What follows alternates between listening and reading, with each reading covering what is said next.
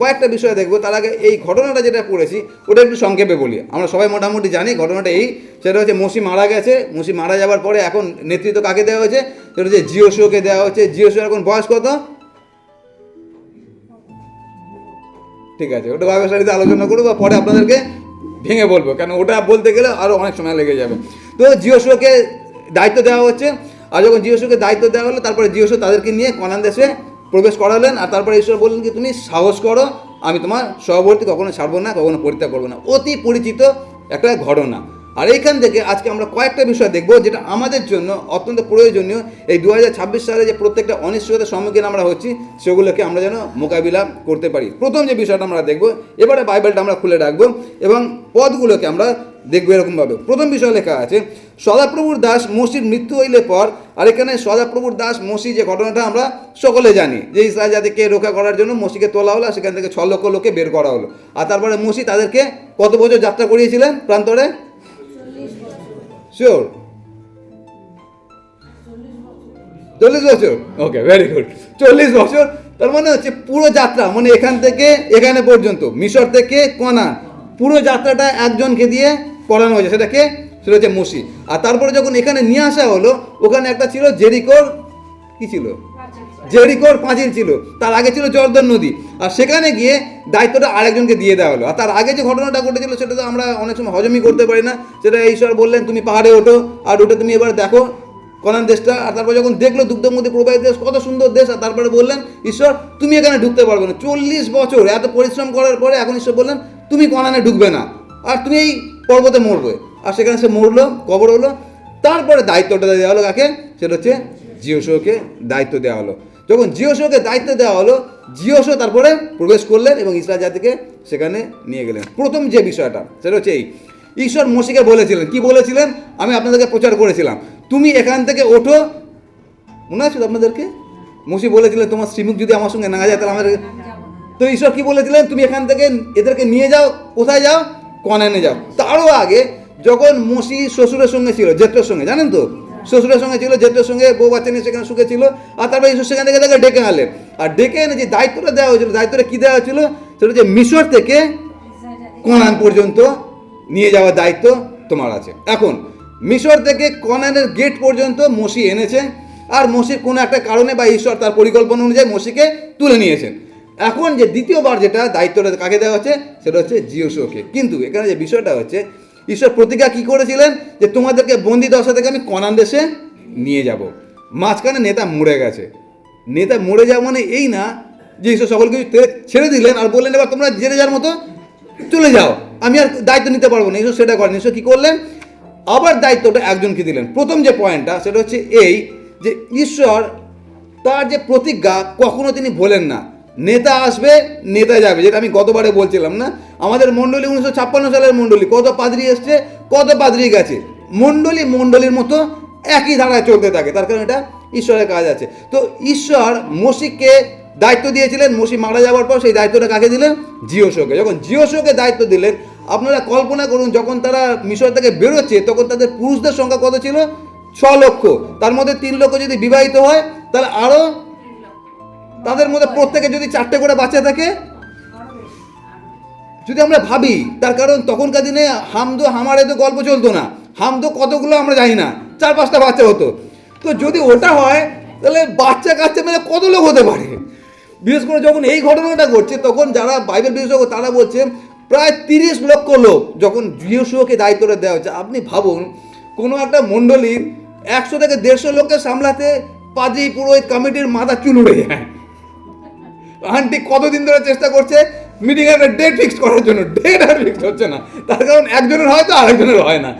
এখন ভাবুন, মসি মারা গেলেন, তারপরে হঠাৎ এখন বিয়াসকে বলা হলো, বিয়াস তোমার ঘাড়ে এই দায়িত্বটা চাপিয়ে দেওয়া হলো। তো এখানে জিওসুর অবস্থাটা ভাবুন, যে 30 লক্ষ লোক, আর যাদের কথা বলা হচ্ছে তারা সাধারণ কোনো লোক না, শক্তগ্রীব জাতি, কিন্তু জিওসু সেই দায়িত্বটা নিলেন। দায়িত্বটা কি ছিল? দায়িত্বটা এটাই ছিল, মন দিয়ে শুনবেন। লেখা আছে, জিওসু নামে মসির পরিচালকে কইলেন, আমার দাস মসির মৃত্যু হইয়াছে, এখন উঠো, তুমি এই সমস্ত লোককে লইয়া জর্দন পাড়াও এবং তাহাদিগকে অর্থাৎ ইসরায়েল সন্তানগণকে আমি যে দেশ দিতেছি সেই দেশে যাত্রা করো। আর তারপরে লেখা আছে কি, আমি পড়ছি এটা 6 পদের শেষের দিকে। দেখুন লেখা আছে, কেননা যে দেশ দিতে ইহাদের পিতৃপুরুষদের কাছে আমি দিব্য করিয়া আছি, তুমি সেই লোকদিগকে অধিকার, কি লেখা আছে, কাদেরকে অধিকার করাবে? কোথায় অধিকার করাচ্ছে? কনান দেশে। তার মানে যেই কথা আমি বলেছিলাম এদেরকে কনান দেশে নিয়ে যাব, সেই কাজটা তোমাকে আমি দায়িত্ব দিলাম। তার মানে জিওসকে যখন দায়িত্ব দেওয়া হচ্ছে, দায়িত্ব কি দিয়ে দেওয়া হচ্ছে? এই লোকদেরকে কনান দেশে নিয়ে যাও। তুমি কতটা কনান দেশে যাচ্ছ ওইটা নিয়ে আমার মাথা ব্যথা নেই, এদেরকে কনান দেশে নিয়ে যাওয়াটা তোমার মেন দায়িত্ব। আমি যেটা বলতে চাইছি পরের পয়েন্টে বুঝতে পারছি আমি কি বলতে চাইছি। তো এখান থেকে যখন জিওসকে দায়িত্ব দেওয়া হয়েছে, জিওস সেখান থেকে পালায়নি। জিওস দায়িত্ব নিয়েছিলেন বলে আজকে আমরা কনানে বসে আছি, কনান মানে স্বর্গে বসে আছি। তার কারণটা কি? জিওস ওই দায়িত্বটা পালন করেছিলেন। আজকে আমাদের জন্য, আমরা জানি না আগামী দিনে কী অপেক্ষা করছে, কিন্তু আমাদের প্রত্যেকের জন্য ঈশ্বর দুটো মহান দায়িত্ব দিয়ে রেখেছেন। প্রথম যে দায়িত্বটা দিয়ে রেখেছে সেটা হচ্ছে আমাদের প্রত্যেকের জন্য কমন দায়িত্ব। সেই দায়িত্বটা হচ্ছে এরকমভাবে, কালকে কোনো একটা ইউথ কনফারেন্সে আমি প্রচার করতে গিয়েছিলাম, আর সেখানে আমি জিজ্ঞাসা করছিলাম ইউথদেরকে, সেখানে অনেক ইউথ ছিল, আর তারা কেউ বিশ্বাসী পরিবার থেকে না, সব অন্য পরিবার থেকে এসে। তো তাদেরকে আমি জিজ্ঞাসা করেছিলাম যে আমরা কীভাবে প্রভু যিশুর নাম গৌরবান্বিত করতে পারি। তো অনেক উত্তর দিচ্ছিল। তার মধ্যে একটা ছেলে উঠলো, তার বয়স খুব বেশি হলো 13 থেকে 14 বছর বয়স। আর সেই ছেলেটা উঠে বললো যে আমরা যিশুর গৌরব করতে পারি সেটা হচ্ছে যিশুর কথা যখন বন্ধুদেরকে বলি। আমি জানি না সে কোথা থেকে শিখেছে, কিন্তু কতটা গুরুত্বপূর্ণ। 12 থেকে 13 বছর বা 14 বছর খুব বেশি বয়স হবে। আর সে বললে কি, যখন আমরা যিশুর কথা আমার বন্ধুকে বলবো, তার দ্বারা আমরা সবথেকে বেশি যিশুর গৌরব করতে পারি। প্রথম যে বিষয়টা সেটা হচ্ছে এই, ঈশ্বর আপনাকে এবং আমাকে একটা দায়িত্ব দিয়েছে। কি দায়িত্ব দিয়েছে? যেরকম জিওসকে বলা হয়েছিল এই লোকদিগকে তুমি কনানে প্রবেশ করাবে। আজকে আপনার এবং আমার দায়িত্ব আছে, আমরা আজকে যেখানেই থাকি না কেন, যেসব মানুষরা আছে তাদেরকে কনানে পৌঁছানোর দায়িত্ব আপনার এবং আমার। তার মানে হচ্ছে আপনি যেখানে চাকরি করছেন আপনি সেখানকার জিওসও, আপনি যদি স্কুলে পড়াশোনা করছেন সেখানে আপনি সেই স্কুলের জিওসও, মানে আপনার বন্ধুদের কাছে, আপনার অফিসের যারা কর্মচারী আছে, আপনার পরিবারের কাছে আপনি জিওসও মানেটা কি? আপনার ওপর সেই দায়িত্বটা রয়েছে যেন আপনি এই মানুষগুলোকে অনন্ত জীবনে নিয়ে যেতে পারেন। এখানে কনানটা কি? কনানটা হচ্ছে অনন্ত জীবন। সুতরাং এখন প্রচুর মানুষ আছে আমাদের চারপাশে, আর আমরা যদি নিজেদের পরিবারগুলোকেই দেখি, তাহলে আমাদের পরিবার, আমাদের বন্ধু বান্ধব, আমাদের কর্মক্ষেত্র, অধিকাংশ ক্ষেত্রে কি আমাদের কর্মক্ষেত্রে আমরা প্রকাশই করি না যে আমি বিশ্বাসী আছি, আমরা খ্রিস্টান আছে, কিন্তু আমাদের কিছু যেখানে রেখেছেন একটা উদ্দেশ্য আছে। উদ্দেশ্যটা সেটা কি? সেটা হচ্ছে এই, যেটা আমরা প্রত্যেকটা মানুষকে কনান দেশে নিয়ে যেতে পারি। আর সেই দায়িত্ব আমাদের প্রত্যেকের আছে। আর সেই জন্য প্রভু যিশুর যে শেষ ডায়লগটা ছিল সেটা কি ছিল? তোমরা সমুদ্র জগতে যাও, পিতা পুত্র এবং পবিত্র আত্মার নামে শিষ্য করো। সেটা আপনার এবং আমার দায়িত্ব আছে। সুতরাং তোমরা যেখানে বা আমরা যেখানে আছি, আপনারা যেখানে আছেন, আপনি মনে রাখুন আপনি সেখানে আছেন, আপনাকে ঈশ্বর সেখানকার জিওসও করে রেখেছেন। কেন? যাতে ওই জায়গাটাকে, ওই মানুষগুলোকে যেন আপনি অনন্ত জীবনে পৌঁছে দিতে পারেন। সেটা বাহামরি কিছু কাজ না, শুধু যিশুর কথা বলা। একটা ছোট্ট বাচ্চা যদি বলতে পারে যে ঈশ্বর গৌরব কীভাবে করবো, যিশুর কথা বন্ধুকে বলা, তাহলে আমরা কেন বলতে পারবো না? প্রথম যে দায়িত্ব 2026 সালে আপনার এবং আমার জন্য, সেটা আমরা যেন জিওসও হতে পারি আমি যে পরিবেশে রয়েছি। দ্বিতীয়টা কি? দ্বিতীয় দায়িত্বটা হচ্ছে এই, সেটা আছে আমি গতবারে আপনাদের কাছে প্রচার করেছিলাম, মনে আছে কিনা জানি না, সেটা হচ্ছে আমি গান করেছিলাম, আমিও আমার পরিবার করব সেবা তোমার, মনে আছে? তো ওখানে কে বলেছে ডায়লগটা? জিওসও। দ্বিতীয় যে একটা আছে সেটা হচ্ছে এই, আমরা এখানে যতজন বসে আছি আমাদের প্রত্যেকে এইসব একটা মহান দায়িত্ব দিয়েছে। আর সেই দায়িত্বটা হচ্ছে আমি আমার জীবনের নেতা। আমি আমার জীবনের নেতা মানে হচ্ছে আমি আমার জীবনটাকে কিভাবে চালাবো ওপর থেকে কেউ বলে দিচ্ছে না, আমি সিদ্ধান্ত নিচ্ছি আমি আমার জীবনটাকে কিভাবে চালাবো। এটা কীরকমভাবে? একবার আমার ঈশ্বরের গৌরব করবো। আজকে আমরা এখানে যতজন বসে আছি আমাদের প্রত্যেককে ঈশ্বর একটা দায়িত্ব দিয়েছেন যেন আমরা নিজেদেরকে এবং আমাদের পরিবারকে যেন ঈশ্বরের পথে চালনা করতে পারি। তার কারণ আমরা যারা পারিবারিক লোক আছি, যারা আমরা বাবা মা আছি, আমরা প্রত্যেকে আমার নিজের পরিবারে জিওসও আছি যেন তাদেরকে অনন্ত জীবনে পৌঁছে দিতে পারি। আজকে যদি আমার ছেলে বা আমার মেয়ে হারিয়ে যাচ্ছে, কোনো না কোনো জায়গায় আমিও দায়ী থাকবো। আমরা যতটা চেষ্টা করার আমাদের ছেলে মেয়েদেরকে যেন আমরা ঈশ্বরের পথে নিয়ে আসতে পারি, সেজন্য আমিও আমার পরিবার করবো সেবা তোমার। প্রথম যে বিষয়টা হচ্ছে সেটা কি? সেটা হচ্ছে এই যে ঈশ্বর আপনাকে এবং আমাকে দায়িত্ব দিয়েছেন। আর এই যখন দায়িত্ব দেন, যখন মসিহকে মারা গেলেন আর মসিহ মারা যাওয়ার পরে দায়িত্বটা জিওসওর হাতে দেওয়া হলো। যখন দেখবেন ঈশ্বর যা কিছু প্রতিজ্ঞা আমাদের জীবনে করেছেন, না আমরা অনেক সময় ভাবি যে যখন আমরা চাকরি করি, আমি যখন প্রথম চাকরি করতাম, আর যখন চাকরিটা যখন চলে যায়, যখন চলে যায়, যারা চাকরি করে তারা জানে চাকরি চলে যাবার মানেটা কি। মাথা পুরো বজ্রাঘাত ভেঙে পড়ে, না কী করে সংসার চালাবো, বাবারে বউ বাচ্চা আছে, মাস গেলেও তো 30,000 টাকা খরচা কোথা থেকে আসবে যখন চাকরি প্রথম চলে যায়। কিন্তু ঈশ্বর একটা চাকরি চলে যাবার পরে আরেকটা ঠিক চুগিয়ে দেয়। আমরা এখন এখানে বেঁচে আছি, নতুন নতুন করুণা প্রতি প্রভাতে তোমার বিশ্বস্ততা মহৎ। তার কারণ আমাদের জীবনে ঈশ্বর যে প্রতিজ্ঞাটা করেছেন, প্রতিজ্ঞা তিনি কখনো ভোলেন না। অনেক কিছু ঘটবে, কিন্তু ঈশ্বর যে প্রতিজ্ঞা সেটা ঠিক শেষ পর্যন্ত তিনি করবেন। আমরা যখন সাউথ ইন্ডিয়াতে যাই, আমাদের যে ট্রেনে করে যায় ওটা হচ্ছে হায়দ্রাবাদ যায়, কাজী এখান থেকে শালিমার থেকে হায়দ্রাবাদ যায়। আর শালিমার থেকে যখন হায়দ্রাবাদ যায়, ওখানে একটা স্টেশন পড়ে বিজয়ওয়াড়া। কতজন শুনেছেন বিজয়ওয়াড়া বলে একটা স্টেশন পড়ে। তো বিজয়ওয়াড়াতে ট্রেন এরকমভাবে ঢোকে, আমি অনেকবার কনফিউজ হয়ে গেছি। সেটা কি, আমি জানলার ধারে বসে আছি, আমার ট্রেনটা এরকমভাবে যাচ্ছে। যখন বিজয়ওয়াড়া থেকে আবার ট্রেন শুরু হলো, তখন দেখি আমি উল্টো দিকে হয়ে গেলাম। কী করে হয়ে গেলাম? তো প্রথম আমি বুঝতে পারতাম না। তখন কী হতো, ট্রেনটা ঢোকার পর আমি যখন বেরোতো এরকমভাবে বেরোতো। তার মানে ওই যখন বিজয়ওয়াড়াতে ঢোকে তখন ইঞ্জিনটাকে চেঞ্জ করা হতো। যখন ঢুকতো সামনের ইঞ্জিনটা চেঞ্জ করে পিছনে ইঞ্জিন লাগাতো, আবার ওটা টেনে নিয়ে চলে যেত। তো ট্রেনের গন্তব্য কি? শালিমার থেকে হায়দ্রাবাদ। মাঝখানে কি চেঞ্জ হচ্ছে? ইঞ্জিন চেঞ্জ হচ্ছে, পাইলট তো 2-3 বার চেঞ্জ হচ্ছে।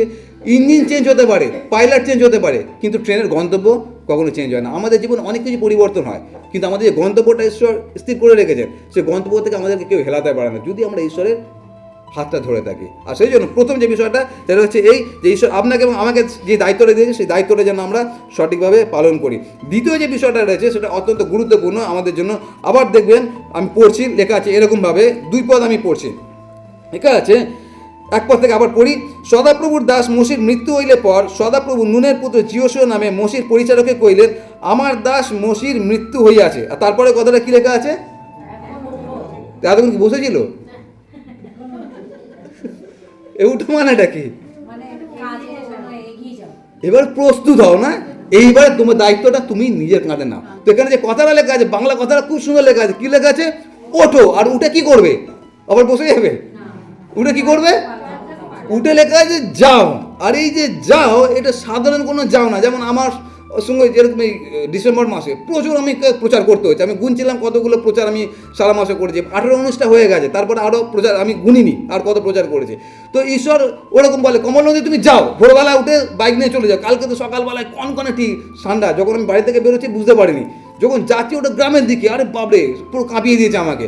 তো যাও, প্রচার করে চলে আসো। আমার কাজটা খুব ইজি কাজ আছে, গেলাম, সারাদিন প্রচার করলাম, চলে আসলাম। কিন্তু এখানে যখন জিওসকে বলা হচ্ছে তুমি ওঠো এবং যাও, ওই যাওয়াটা কোনো আনন্দে যাওয়া ছিল না। বা এরকম না 31 তারিখে আমাদের পিকনিক আছে, কে কে যাবে, ওঠো চলো পিকনিকে যাই, ওই যাওয়া নয়। এই যাওয়াটার পিছনে অনেক বড় বড় বিষয় আছে, সেটা আমাদেরকে বুঝতে হবে। যখন জিওসকে বলা হয়েছিল তুমি ওঠো এবং যাও, আর তিনি যে গিয়েছিলেন, যাওয়াটা এরকম ছিল, সেটা হচ্ছে তিনি যখন ঢুকলেন, মানে জর্দন পার হলেন, পার হবার পরের ঘটনাটা আমি বলছি, আগের ঘটনাটা।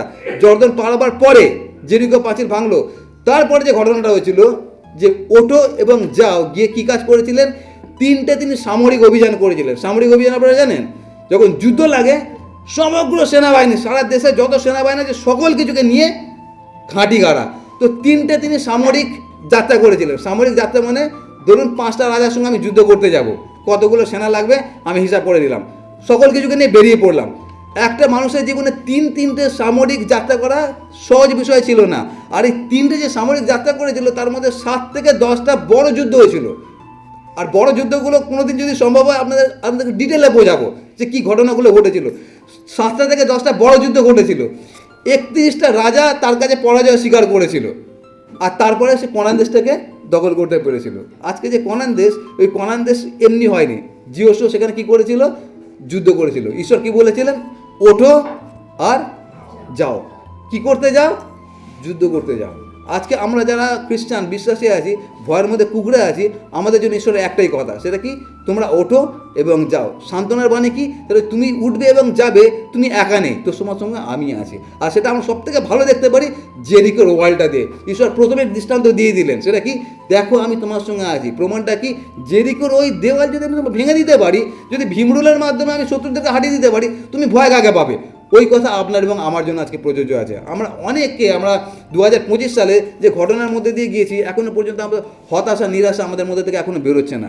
দুশ্চিন্তা, হতাশা, নিরাশা, কী হবে আমরা জানি না। কিন্তু ঈশ্বর আজকে আপনাকে এবং আমাকে যেটা বলছে সেটা হচ্ছে এই যে দ্বিতীয় কাজ আমরা যেটা করতে পারি, সেটা হচ্ছে ঈশ্বর বলছে ওঠো। তার কারণ আমরা যারা খ্রিস্টান আছি, আমরা যারা বিশ্বাসী আছি, আমরা কেউ বসে থাকার মানুষ নই। আমরা হচ্ছে ওঠার লোক, আমরা হচ্ছি চলার লোক। তার কারণ আমাদের গন্তব্য একটাই, সেটা কি? কনান। আর আমাদের কনানটা কি? সেটা হচ্ছে স্বর্গ। সুতরাং দ্বিতীয়টা কি? দ্বিতীয় হচ্ছে ওঠো এবং চলো। আমাদের জন্য দ্বিতীয় পয়েন্টটা কি? আমরা যেন উঠি এবং চলি। আর যখন আমরা চলি, আমরা কি করি? আমরা হচ্ছে যুদ্ধ করি। কিসের সঙ্গে যুদ্ধ করি? আমাদের হতাশার সঙ্গে যুদ্ধ করি, আমাদের নিরাশার সঙ্গে যুদ্ধ করি, আমাদের দুঃখের সঙ্গে যুদ্ধ করি, আমাদের কালকে আমরা কি খাবো সেটার সঙ্গে যুদ্ধ করি। আর এই যে কালকে কি খাবো, এই যে অনিশ্চয়তা, এটা এমন একটা জিনিস হয়েছে যারা বাড়ির কর্তা আছে তারা খুব ভালোভাবে জানে। অনেকে তো আত্মহত্যাই করে নেয় এটাকে সামলাতে না পেরে। আর এই যে জিনিস, সংগ্রামগুলো আছে, প্রত্যেক দিন যে যুদ্ধগুলো আছে, ঈশ্বর আজকে বলছেন তুমি ওই যুদ্ধে হারবে না, তার কারণ আমি তোমার সঙ্গে সঙ্গে আছি। তুমি খালি ওঠো, উঠে কি করো, যুদ্ধটা তো লড়ো, বাকিটা তো আমি আছি। ভীমরুল আমার সঙ্গে আছে, অনেক কিছু আমার সঙ্গে আছে। যেই আমি তোমার সঙ্গে আমি যদি আমি অগ্নিস্তম্ভ পাঠাতে পারি, তাহলে আমি তোমার সঙ্গে যদি থাকি তো তোমার ভয়টা কিসের আছে। দ্বিতীয় যেটা আছে আজকের দিনের জন্য আমাদের জীবনে 2025 সালে যা কিছু আমাদেরকে আঁকড়ে ধরে আছে, আমি ভাবছি বোধহয় যুদ্ধে পারবো না। আপনাদেরকে আরেকবার ঈশ্বরের বাক্য থেকে বলি, সেটা হচ্ছে এই যে ঈশ্বর আপনার সঙ্গে আছেন, আপনি যুদ্ধ করুন।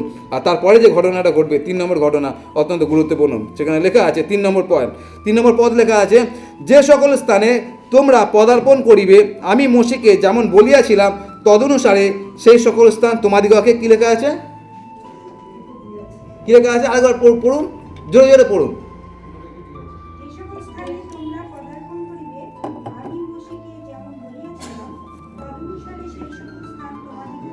আচ্ছা, এখানে দেখুন প্রথমে লেখা আছে যে সকল স্থানে তোমরা পদার্পণ করিবে। করিবে মানে এখনো যায়নি না, ভবিষ্যৎকাল, ফিউচার টেন্স।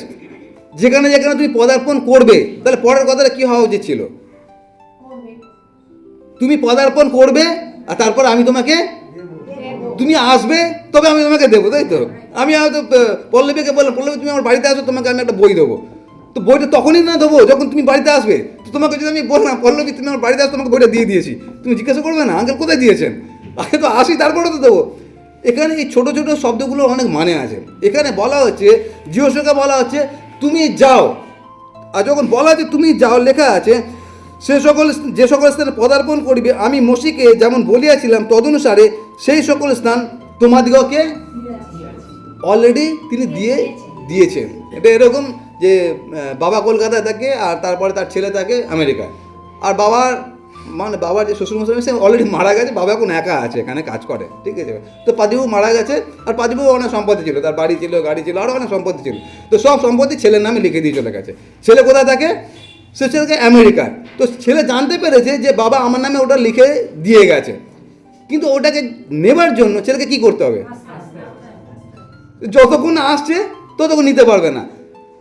আপনার এবং আমার জন্য একই কথা প্রযোজ্য। যে জিনিসটা আজকে আমাদেরকে ভয়ে আগলে রেখেছে, দুশ্চিন্তা আমাদেরকে বদ্ধ করে রেখেছে, ঈশ্বর অলরেডি আমাদেরকে বলে দিয়েছেন। সেটা কি? যেটাকে নিয়ে তুমি ভয় পাচ্ছ সেটা আমি যখন তোমাকে দিয়ে দিয়েছি। গতবারে প্রচার করেছি, আপনাদের মনে আছে কিনা জানি, তোমরা ছিলে না, আমি বলেছিলাম সেটা কি, যেই তরঙ্গকে তারা ভয় পেয়েছিল, যিশু সেই তরঙ্গের ওপর দিয়ে তাদেরকে হাঁটিয়ে দিয়েছিল। আজকে এই কথাটা জিওসকে ঈশ্বর বলছে, সেটা কি, তুমি যাদেরকে দিয়ে আতঙ্কিত হয়েছো, তার কারণ কনানীয়রা যারা, তাদের বিশ্বস্ত দেখতে অনেক বড় বড় চেহারা। তো জিওসকে বলা হচ্ছে তুমি যাদেরকে থেকে ভয় পাচ্ছ আমি অলরেডি তোমাকে দিয়ে দিয়েছি, তোমার এখন কাজ আছে কি, আমেরিকা থেকে আসো, ওটাকে তুমি দখল করে নাও। আপনার এবং আমার জন্য একই কথা প্রযোজ্য আছে। আপনার জীবনে যা কিছু ভয় আছে, যা কিছু ভীতি আছে, যা কিছু সংশয় আছে, যা কিছু অনিশ্চয়তা আছে, আজকে আপনার জন্য একই কথা প্রযোজ্য আছে। এটা আমার কথা না, এটা ঈশ্বরের কথা। সেটা কি? সেটা তোমাকে ওটা অলরেডি আমি দিয়ে দিয়েছি। তোমার খালি করণীয় কী আছে? ওটা তুমি দখল করে নাও, অ্যাকোয়ার করে নাও, ওটা আমাদের করণীয় আছে। আচ্ছা, 3 নম্বর বিষয়টা কী আছে? 3 নম্বর বিষয়টা হচ্ছে এই আছে যে ঈশ্বর বলছেন যে তোমরা যাও এবং তোমাকে আমি সেটা অলরেডি দিয়ে দিয়েছি। আমাদের প্রত্যেকে ঈশ্বর দিয়ে দিয়েছেন, সেটাকে আমাদেরকে যেটা করতে হবে সেটা শুধুমাত্র সেটা যেন আমরা নিয়ে নিতে পারি, আমাদের হাতে যেন আমরা করে নিতে পারি। 4 নম্বর যে বিষয় রয়েছে সেটা হচ্ছে এরকমভাবে, আমি পড়ছি 4 এবং 5 পদ। সেখানে লেখা আছে এরকমভাবে, প্রান্তর ও এই লিবানন হইতে মহানদী ফরাত নদী পর্যন্ত, হিত্তীয়দের সমস্ত দেশ এবং সূর্যের অস্তগমনের দিকে মহাসমুদ্র পর্যন্ত তোমাদের সীমা হইবে। তোমার সমস্ত জীবনকালে কেউ তোমার সম্মুখে দাঁড়াইতে পারিবে না। আমি যেমন মোশির সহবর্তী ছিলাম তদ্রূপ তোমার সহবর্তী থাকিব। আমি তোমাকে ছাড়িব না, তোমাকে ত্যাগ করিব না। 4 নম্বর যে বিষয়টা, 3 নম্বর বিষয় আমি কি বলেছি সেটা হচ্ছে এই যে ঈশ্বর অলরেডি আমাদেরকে ভিক্টরি দিয়ে দিয়েছে। আর এই ভিক্টরি যখন দিয়ে দিয়েছে, দেখবেন আমরা যখন সেলফি নিই না, আমরা সেলফি নিয়ে দেখব ছোটো থেকে বড় সবাই একটা পোজ দিই। কী করি আমরা? এই মানেটা কি? যিশু অলরেডি দেখিয়ে দিয়েছেন আমাদেরকে। এটা হচ্ছে ভি মানে ভিক্টরি তোমাকে দিয়ে দিই, তোমাকে হারানোর ক্ষমতা কারণ নেই। পরের কথাটা আরও প্রযোজ্য আছে। কেন তোমাকে হারানোর ক্ষমতা কারণ নেই? কেন তোমার কাছে ভিক্টরি আছে? তার কারণ হচ্ছে তোমার আগে আমি যাচ্ছি কমান্ডার যুদ্ধ করতে করতে। আর সেটা আমি গতবার আপনাদেরকে বলেছিলাম, যখন ঈশ্বর তাদেরকে বলেছিলেন যে শত্রুদেরকে কীভাবে হারিয়েছে, ভীমরুলের মাধ্যমে। ভীমরুল আমরা জানি তো, ভীমরুলের মাধ্যমে শত্রুদেরকে হারিয়ে দিয়েছে। আর তারপরে ঈশ্বর বলছে কেন তোমরা নিজের তলোয়ারের ওপরে ঢালের ওপরে নির্ভর করবে না। তার কারণটা কি? আমি কিভাবে হারিয়েছি? ভীমরুলের মাধ্যমে হারিয়েছি। আপনার এবং আমার জন্য ভিক্টরি 100% নিশ্চিত। তার কারণটা কি? তার কারণ আপনি যখন যাচ্ছেন আপনার আগে আপনার কমান্ডার যাচ্ছে। আপনার কমান্ডার কে আছে? সেটা হচ্ছে প্রভু যীশু খ্রিস্ট যাচ্ছে। আর সেই জন্য আমরা গান করেছি না, আমার রাখাল গবু ঘুমান না। আমাদের ভাবনা করার কিছু নেই, সেটা SIR হোক বা NRC হোক, যাই হোক না কেন, আমরা কতটা চিন্তা করি বা না করি তার থেকে বেশি চিন্তা আরেকজন করেন, তার নাম হচ্ছে প্রভু যীশু খ্রিস্ট। সুতরাং তিনি আপনার কমান্ডার, আর তিনি আগে আগে যাচ্ছেন। আর এই বিষয় আমরা আগামী দিনে আরও বেশি দেখবো। 4 নম্বর বিষয়টা নিয়ে, 4 নম্বর বিষয় আজকে এখানে শেষ করি। 5 নম্বর যে বিষয়টা আছে সেটা হচ্ছে এইরকমভাবে, 5 নম্বর বিষয় আমি পড়বো, আবার আমি পড়ছি, একই জায়গায় লেখা আছে, তোমার সমস্ত জীবনকালে কেউ তোমার সম্মুখে দাঁড়াইতে পারিবে না। আমি যেমন মসির সহবর্তী ছিলাম তদ্রূপ তোমার সহবর্তী থাকিব। আমি তোমাকে ছাড়িব না, তোমাকে ত্যাগ করিব না। আর এইটা নিয়ে আমি অলরেডি আপনাদের কাছে প্রচার করেছি মসির বিষয় নিয়ে। মসি কী বলেছিল? মসিকে বলা হয়েছিল তুমি যাও কানান দেশে, তোমার সঙ্গে আমি একজনকে পাঠাবো। কাকে পাঠাবো? দূতকে পাঠাবো। আমি তোমার সঙ্গে একজন দূতকে পাঠাবো। আর শুধু দূতকে পাঠাবো না, তুমি যেখানে যেখানে যাবে প্রত্যেকটা শত্রুকে আমি অলরেডি হারিয়ে দেবো। কিন্তু মসি বলেছিলাম আমার ওগুলো লাগবে না, আমার কি লাগবে? তোমার শ্রীমুখ আমার সঙ্গে যায়। তার কারণ মসি আমাদের মতো না, মসি অনেক চালাক আছে, অনেক বুদ্ধিমান আছে। মসি একটা জিনিস বুঝেছিল, সেটা কি? যদি তুমি আমার সঙ্গে থাকো, তোমার ওই আলাদিনের চিরাগ আমার দরকার নেই যে আমার সঙ্গে একজন দেবদূত থাক বা যে থাক, ওসব আমার দরকার নেই, তুমি বাবা আমার সঙ্গে থাকো। আর ঈশ্বর বলেছেন ঠিক আছে আমি তোমার সঙ্গে থাকবো। ঈশ্বর সেদিনকে মসিকে বলেছিলেন আমি তোমার সঙ্গে থাকবো। কেন? সেদিনকে মসি এই আবদারটাই করেছিল। কি আবদার করেছিল? যে তোমার যদি শ্রীমুখ এখান থেকে না যায়, তার মানে অন্য কথা যদি বলি আমি এখান থেকে যাব না, তুমি যদি আমার সঙ্গে না যাও। যেরকম আমরা বাচ্চারা বায়না করি, সেই বায়নার কারণে আজকে ঈশ্বর জিওসুয়াকে বলছে যেরকম আমি মসির সঙ্গে ছিলাম সেই রকম আমি তোমার সঙ্গে সঙ্গে থাকবো। যে বিষয়টা আমি বলতে চাইছি সেটা হচ্ছে এই, আমি শুরু করেছিলাম ভয় দিয়ে। প্রত্যেকের আমাদের জীবনে 2026 সালে কী অপেক্ষা করছে আমরা কেউ জানি না। এবং যা কিছু 4টে পয়েন্ট আমি বলেছি, ওঠো যুদ্ধ করো, যা কিছু বলেছি না, এই সকল কিছুর জন্য একটা জিনিস খুব দরকার আছে, সেটা হচ্ছে সাহস দরকার আছে। আর সেই জন্য 9 পদে লেখা আছে তোমাদেরকে আজ্ঞা করি নাই। কি আজ্ঞা করি নাই? তোমরা অতিশয় বলবান হও। সাধারণ বলবান নয়, অতিশয় বলবান হয়। মানে গলিয়াদের সঙ্গে যুদ্ধ করতে যাচ্ছে একটা ইয়াং ছেলে দাউদ, অতটা বলবান হতে বলা হচ্ছে। আর এই 5 নম্বর পয়েন্টটা কি? 5 নম্বর পয়েন্টটা যখন ঈশ্বর আপনাকে এবং আমাকে বলছে সাহস করতে, কি সাহস করতে? যুদ্ধে যাও। কিসের যুদ্ধ? জীবন সংগ্রাম। কালকে আমাদের জন্য জীবন কি যুদ্ধ ঠিক করে রেখেছে আমরা কেউ জানি না, কিন্তু আমরা একটা জিনিস জানি, সেটা কি? বিজয় আপনার, যত বড়ই সংগ্রাম হোক না কেন। তার কারণটা কি? তার কারণ হচ্ছে ঈশ্বর আপনার সঙ্গে আছেন। 5 নম্বর পয়েন্টটা কি? সেটা হচ্ছে আমাদের এই যে সাহস ঈশ্বর যোগাচ্ছেন, যে তুমি সাহস করো। এই সাহসের যে সোর্স আছে, সোর্সটা কি বাংলা কি? উৎস। যে উৎস আছে, উৎসটা কি আছে? সেটা হচ্ছে মসি বলেছিলেন তোমার উপস্থিতি আমার সঙ্গে থাক। আপনার এবং আমার হচ্ছে আমাদের যে আস্থা, আমাদের যে ভিত্তি, আমাদের যে সাহস, তার যে আকরটা আছে সেটা হচ্ছে ঈশ্বরের উপস্থিতি। মানে আমি যদি জানি আমার সঙ্গে আমার ঈশ্বর আছে, আমি যেখানেই থাকি না কেন সেখানে আমার সঙ্গে আরেকজন আছে, সে হচ্ছে আমার প্রভু আছে। আর সেই জন্য আপনার এবং আমাদের যে শক্তি আছে, আমাদের যে সাহসের আস্থা আছে, আমাদের সাহসের যে কেন্দ্রবিন্দু আছে সেটা হচ্ছে প্রভু যীশু খ্রিস্ট। আর তিনি যখন আমাদের সঙ্গে আছেন আমরা কোনো বিষয় আমরা ঘাবড়াবো না, তার কারণ ঈশ্বর আমাদেরকে শক্তিশালী করেছেন। আপনাদেরকে আমি বলেছিলাম কিছুদিন আগে একটা ঘটনা ঘটেছিল, চার্লি ক্রিককে হত্যা করা হয়েছিল। বলেছিলাম 31 বছরের একটা ছেলে চার্লি ক্রিক, সে প্রভু যিশুর কথা বলতে আমেরিকার ঘটনা, আর তাকে গলায় গুলি করা হয়েছে। তার কারণ তার বুলেট প্রুফ জ্যাকেট ছিল, তো তাকে গলায় গুলি করা হয়েছে আর সে মারা গেছে। যখন সে মারা গেছে, মারা যাওয়ার পরে তার যে স্ত্রী আছে, তার স্ত্রীর যে নাম আছে এরিকা ক্রিক। 31 বছর ছেলেটার বয়স, তাহলে তার ওয়াইফের বয়স কতটা হতে পারে বুঝতে পারছে। তার মধ্যে 2টো বোধহয় মেয়ে, 2টো না 3টে বোধহয় বাচ্চা আছে, 2টো মেয়ে না 2টো মেয়ে। তো যখন এই খুনটা হয় তার কয়েক সপ্তাহের মধ্যে এই ঘটনাটা ঘটছে। সেটা কি? এই মহিলা সে সবার সামনে দাঁড়িয়ে স্বীকার করছে, এবং সে সবার সামনে দাঁড়িয়ে যে তার স্বামীকে গুলি করে খুন করেছে সেটা খবরে দেখাচ্ছে, কীভাবে খুন করেছে, কীভাবে গুলি করেছে সব দেখাচ্ছে। আর সেই স্ত্রীও দেখছে যে আমার হাজব্যান্ডকে এই লোকটা গুলি করে খুন করেছে। তারপরে সে ভিডিওতে প্রকাশ্যে স্বীকার করেছে, এবং ঈশ্বরের সান্নিধ্যে, জনগণের সান্নিধ্যে সে বলেছে আমার স্বামীকে যে খুন করেছে তাকে আমি ক্ষমা করে দিয়েছি।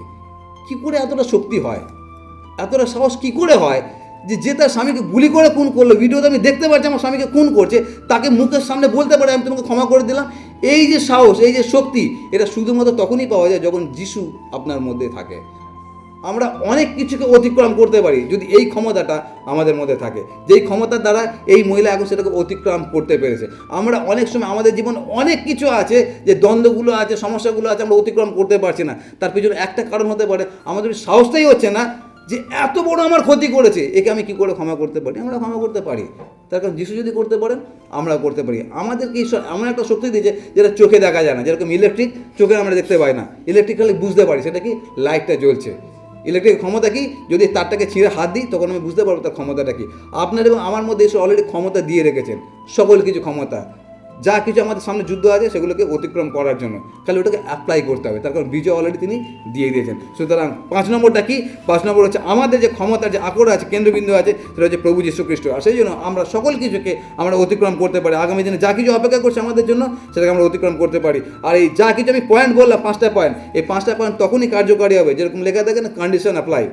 তো কন্ডিশন অ্যাপ্লাই কী আছে, এই 5টা পয়েন্ট তখনই আপনার এবং আমার জীবনে প্রযোজ্য হবে যখন এই কথাটা আপনার এবং আমার জীবনে প্রযোজ্য হবে, যেটা লেখা আছে 7 এবং 8 পদে। আমি পড়ছি আপনাদের জন্য, লেখা আছে, তুমি কেবল বলবান হও ও অতিশয় সাহস করো, আমার দাস মোশি তোমাকে যে ব্যবস্থা আদেশ করিয়াছে তুমি সেই সমস্ত ব্যবস্থা যত্নপূর্বক পালন করো, তা হইতে দক্ষিণে কি বামে ফিরিও না, যেন তুমি যে কোনো স্থানে যাও সে স্থানে বুদ্ধিপূর্বক চলিতে পারো। তোমার মুখ হইতে এই ব্যবস্থা পুস্তক বিচলিত না হোক। মানেটা কি, এই ব্যবস্থা পুস্তক মানে মুখের সামনে সবসময় ব্যবস্থা পুস্তক থাকবে। কখনো যেন, এখন কাকে বলা হচ্ছে যে 3টে সামরিক অভিযান করেছে, 7টা থেকে 10টা যুদ্ধ করেছে, তাকে যদি বলা বাইবেলটাকে তুমি পকেটে নিয়ে ঘোরো, কীরকম ছেলে খেলা কথাবার্তা, যেটা আমাদের ক্ষেত্রে ঘটে না। আমরা মডার্ন সমাজের মানুষ, বাইবেল আমাদের সঙ্গে নিয়ে যেতে কেমন কেমন লাগে না, একটু লজ্জা লজ্জা বোধ হয়। এখানে সেটা বলা হচ্ছে, সেটা কি, তুমি তোমার এই যে ব্যবস্থা পুস্তক, সেটা তোমার পুস্তক যেন বিচলিত না হোক, তন্মধ্যে যাহা যা লিখিত আছে যত্নপূর্বক সেই সকলের অনুযায়ী কর্মকরণার্থে তুমি দিবারাত্র তা কি করো। আমি যুদ্ধ করবো, কেই করবো, একটা যুদ্ধ 7টা থেকে 10টা যুদ্ধ করেছে, তাকে বলা হচ্ছে দিবারাত্র তুমি ধ্যান করো। কি ধ্যান করো? ব্যবস্থা পুস্তক। ব্যবস্থা পুস্তক মানেটা কি, যেটা আপনার হাতে আছে, এটা কমপ্লিট আছে, যখন কমপ্লিট হয়নি এটা কমপ্লিট আছে, আপনাকে আমাকে দিয়ে দেওয়া হয়েছে। তার মানে জিওসকে কি বলা হয়েছে, তুমি তোমার ব্যবস্থা পুস্তক চোখের সামনে সরাবে না, যা লেখা আছে দিবারাত্র ধ্যান করবে। তারপরের কথাটা বলা হচ্ছে, তোমাকে কি আমি আজ্ঞা করি নাই, মানে এই যে 5টা কথা বলা হলো, 5টা কথা তখন প্রযোজ্য হবে যে ওঠো, যুদ্ধ করো, জয়লাভ করো, বিজয় তোমার, সকল কিছু তোমার হবে। শর্তটা কি আছে, শর্তটা এটাই আছে, সেটা বাবা তুমি এই অনুযায়ী আগে জীবনযাপন করো। আপনার এবং আমার জন্য একই কথা প্রযোজ্য আছে 2026 সালে, এবং জীবনে কি আমাদের জন্য অপেক্ষা করছে আমরা জানি না, কিন্তু একটা জিনিস আমরা জানি, সেটা কি, সেটা যদি আমরা এইটা দিবারাত্র ধ্যান করি, তাহলে যতই প্রতিকূলতা আসুক না কেন, ভিক্টরি আপনার, বিজয় আপনার। কালকে আমি একটা জায়গায় যাচ্ছিলাম প্রচার করার জন্য, সকালবেলা আমি বেরিয়ে পড়েছি, আর বললাম যে এরকম খুব ঠান্ডা ছিল, তো যখন আমি বেরোচ্ছি আমি ওদেরকে বলেছিলাম যে জিপিএস পাঠাতে, মানে অ্যাড্রেসটা পাঠিয়ে দিতে। তো ওরা জিপিএস লোকেশন সেখান থেকে পাঠিয়ে দিয়েছিল। আর আমার অভ্যাস আছে কি, আমি বাইকের মধ্যে মোবাইলটা লাগাই, আর ওর মধ্যে ওই মহিলা কথা বলে, আর ওই মহিলা যেরকমভাবে বলে আমি সেরকমভাবে যাই। মহিলা মানে জিপিএসের যে মহিলার কথা বলছি, হ্যাঁ, অন্য কোনো মহিলা বাইকে থাকে না আমার। তো জিপিএসের মহিলাকে আমি লাগিয়ে দিলাম, আর তারপরে আমি চালাচ্ছি। এবারে অপরিচিত জায়গা, তার মধ্যে কুয়াশাও আছে, আর যখন বাইক চালাচ্ছি, আর ওইদিকে যে আপনি যদি সাউথের দিকে ডায়মন্ড হারবার যে রোডগুলো আছে, ওইসব জায়গায় গাড়ি চালানো দেখবেন খুব টাফ। যারা গাড়ি চালায় তারা খুব ভালোভাবে যায়, কেন কি ওখানে রাস্তার মাঝখানে ডিভাইডার থাকে না, সরু রাস্তা, দুদিক থেকে গাড়ি আছে, আপনাকে অত্যন্ত সতর্ক থাকতে হবে। সতর্কতা আমি আছি, মানে সামনে কিছু আছে নাকি, তার থেকে বেশি সতর্ক আছি, সেদিকে আমার চোখটা সবসময় কোথায় আছে, জিপিএসের দিকে। কেন জিপিএসের দিকে? তার কারণ যদি আমি এদিক ডান দিকে বা বাঁ দিক করে দিলাম, ওখানে আমার সকালবেলা প্রচার, যদি ওখানে গন্ডগোল হয়ে গেল, তাহলে আমি যদি এখানে না তাকাই, তাহলে আমার রাস্তা মিস হতে পারে। তার মানে আমাকে এখানেও দেখতে হচ্ছে, আবার সামনে কি রাস্তাও দেখতে হচ্ছে। তুমি বাবা যুদ্ধ করছো করো, কিন্তু তুমি যুদ্ধের ডাইরেকশন পাবে এখান থেকে।